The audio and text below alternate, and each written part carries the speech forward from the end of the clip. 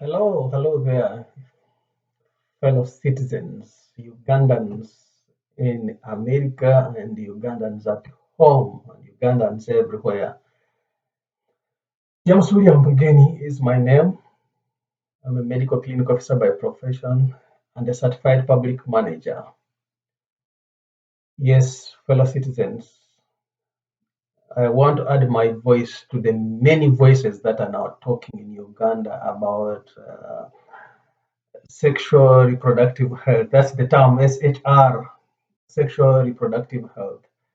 I'm not only adding my voice, but I am trained. I was trained for this. And I must say, as a country, we are going to lose a lot of gains that we had made in the field of sexual reproductive health. As a trained advocate, as a trained counselor, I think we are now getting it completely wrong. We are getting it completely wrong. And Ugandans, fellow citizens, if we don't wake up, if we don't wake up and address the ineptness that we are seeing in our education system, trust me, we shall have no country left.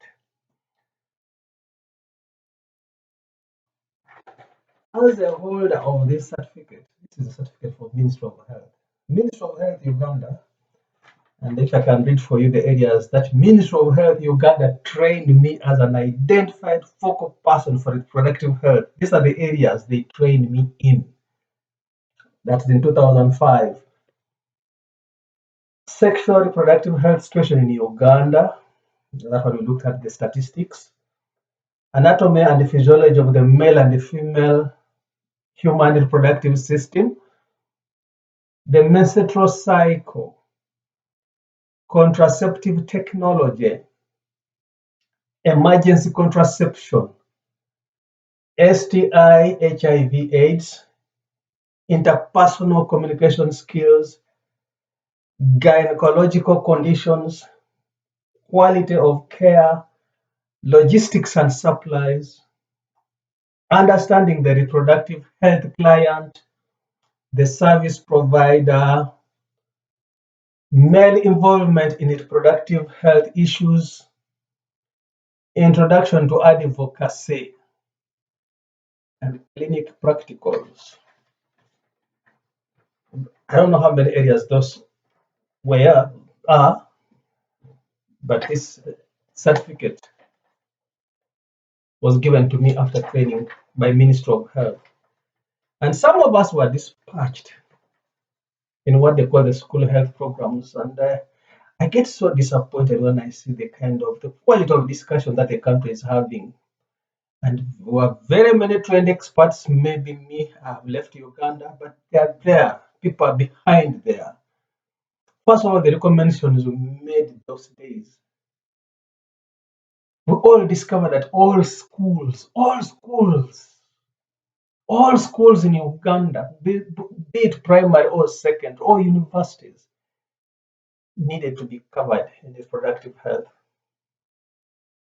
And we discovered queer sexual behaviors in almost all schools across. For example, I can mention the queer sexual behaviors I saw in Mukono, Stella Maris in Suve. The queer sexual behaviors I saw in Dabani girls in Busia. The queer sexual behaviors I saw. Which school should I mention? In Mbarara, in Busheni, or in Arua? And these things have never been addressed. For example, there was a resistance for introduction of contraception in schools. This was just a research done and parents were negative. But the girls who are getting pregnant in schools needed help.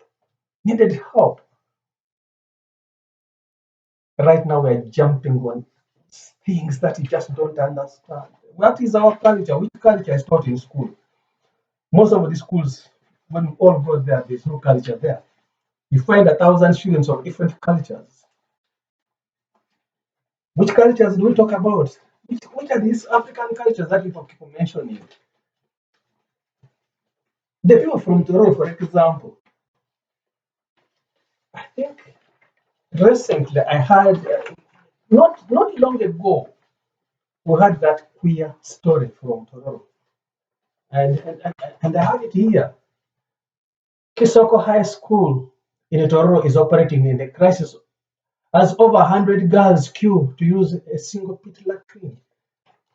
Sanitation in schools was wanting, was bad, and is bad in most schools. Most schools are overpopulated. And to be sincere,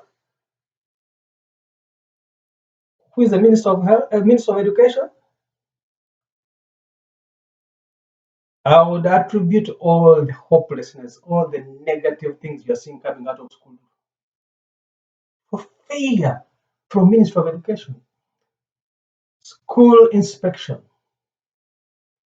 health inspectors, and now we're adding on reproductive health that so many people trained. We trained. Uganda people just train, I think, as something to make money.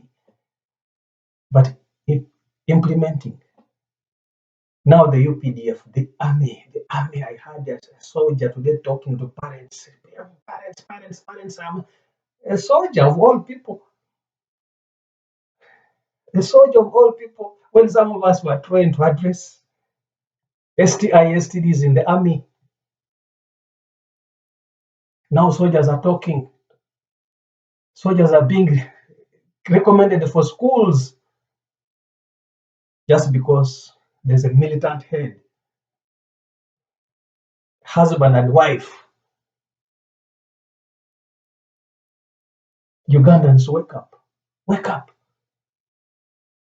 And when you talk about this, all these sexual issues, whatever, all problems in the school, where are the OBs?